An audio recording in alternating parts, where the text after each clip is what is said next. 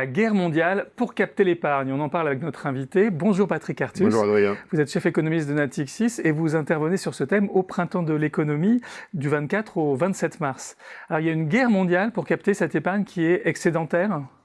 Oui, alors il faut dire un mot du fonctionnement du système monétaire international tel qu'on le voit aujourd'hui. On a quelque chose qui est extraordinairement choquant, qui est que aujourd'hui, et quand vous regardez les balances des paiements, ce qui est la même chose de regarder soit les balances courantes, soit les flux de capitaux, toutes les grandes régions du monde ont des excédents extérieurs qu'elles utilisent pour financer les États-Unis, qui sont la seule grande région du monde à avoir un déficit extérieur. Donc le système monétaire international, c'est quelque chose d'assez simple. On prend de l'épargne en Europe, au Japon, dans les pays de l'OPEP, en Chine, dans les autres pays émergents, et on l'envoie aux États-Unis pour financer ce qu'on continue d'appeler les déficits jumeaux, c'est-à-dire à la fois le déficit extérieur et le déficit des finances publiques des États-Unis. Ceci est totalement irresponsable du point de vue de l'économie mondiale, puisque ce qu'on apprend normalement en première année à l'université, c'est que ce qui est efficace, c'est que l'épargne aille des pays riches vers les pays pauvres, puisque dans les pays pauvres, c'est plus efficace d'investir que dans les pays riches, puisqu'on manque de capital et d'investissement. Donc on devrait voir que l'Europe, les États-Unis et le Japon financent les émergents. Or, on voit que tout le monde finance les États-Unis. Donc il y a un transfert énormément inefficace de l'épargne et qui est très mauvais pour l'économie mondiale, puisqu'on envoie l'épargne du monde dans la région qui a l'efficacité d'un investissement supplémentaire la plus faible, puisque c'est déjà la région la plus riche. Alors c'est lié au rôle du dollar. Est-ce qu'il y aurait une autre façon de faire ? Est-ce qu'on peut infléchir cela ? Oui, alors je crois que c'est lié à deux choses. C'est lié d'abord à ce qu'on a laissé se développer depuis 30 ans, une succession continuelle de crises des pays émergents. Les émergents sont en crise, l'Amérique latine au milieu des années 90, à peu près tous à la fin des années 90, puis à nouveau au début des années 2000, puis pendant la grande crise de 2008, puis en 2013 et 2016 à nouveau à peu près tous les émergents, puis à nouveau aujourd'hui, regardez l'Argentine, le Brésil, la Turquie, etc., l'Afrique du Sud, enfin voilà. Et donc on a une série de crises des émergents qui en fait découragent les investisseurs d'aller vers les pays émergents. Et on voit que les flux de capitaux vers les émergents en fait diminuent, puisqu'on a peur. Puisque ces crises, c'est des crises où le taux de change du pays se déprécie beaucoup, il y a des problèmes de solvabilité, voilà.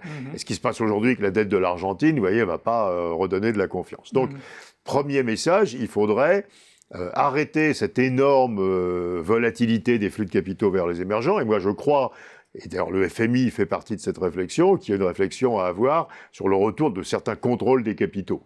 Il faut pas que les capitaux spéculatifs de court terme aillent dans les pays émergents, parce qu'ils y vont, ils ressortent, et ça crée de la volatilité qui décourage tout le monde. Et puis le deuxième sujet, vous le mentionniez à l'instant, c'est le rôle du dollar comme monnaie de réserve dominante, puisque on voit bien, et dès que ça va un peu plus mal, comme avec le coronavirus, mais avant, dans toutes les récessions, ça devient absolument évident. La monnaie de réserve mondiale, c'est le dollar, mais en fait, c'est pas le dollar, c'est la dette du Trésor des États-Unis. Et c'est d'autant plus la monnaie de réserve mondiale qu'on est inquiet sur la situation économique du monde. Et il n'y a pas de concurrent, c'est ça le problème. La Chine, c'est pas une monnaie qui est monnaie de réserve, c'est les actifs financiers dans cette monnaie. À nouveau, c'est la dette du Trésor aux États-Unis, c'est pas le dollar. En Chine, la dette du Trésor chinois, c'est très petit, elle est totalement détenue par les banques chinoises, donc il n'y en a rien à détenir par les non-résidents. Et en Europe, il y a autant de dettes du Trésor que de Trésor, et il n'y a pas de dette pan-européenne, ce qui fait qu'on a un marché complètement segmenté qui n'est pas attrayant. Donc pour Donald Trump, c'est une situation qui est hyper confortable. Il n'y a pas de concurrent au dollar pour être monnaie de réserve. Donc, les États-Unis peuvent avoir n'importe quel déficit extérieur et budgétaire, il va se financer, puisque les investisseurs n'ont pas le choix d'aller ailleurs. Et les États-Unis, évidemment, exploitent ce rôle qui est à nouveau destructeur pour la croissance mondiale. Et tant que, par exemple, qu'il n'y aura pas de dette pan-européenne, finalement, ce pourquoi on a fait l'euro, nous autonomiser, ne servira pas encore à grand-chose. Les dettes européennes sont petites, elles sont segmentées, c'est pas les mêmes ratings, il y en a qui sont très peu liquides. La dette allemande, il n'y en a plus, puisque les Allemands ont des excédents extérieurs, donc l'endettement de l'Allemagne diminue, donc il n'y en a pas assez. Il faudrait une grande dette de la zone euro.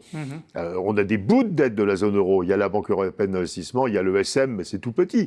Donc si je suis une très grande banque centrale asiatique, forcément, je cherche une grande dette publique sûre et liquide. Et je vais continuer à ce qu'on voit aujourd'hui, avoir 65-67% de mes investissements dans la dette des États-Unis. Donc Donc voilà, donc les deux remèdes à cette situation horrible que nous avons, c'est un, stabiliser les flux de capitaux vers les émergents, et deux, pour nous Européens, fabriquer une dette de l'Europe, qui remplace la dette du Trésor des États-Unis dans les portefeuilles des grands investisseurs.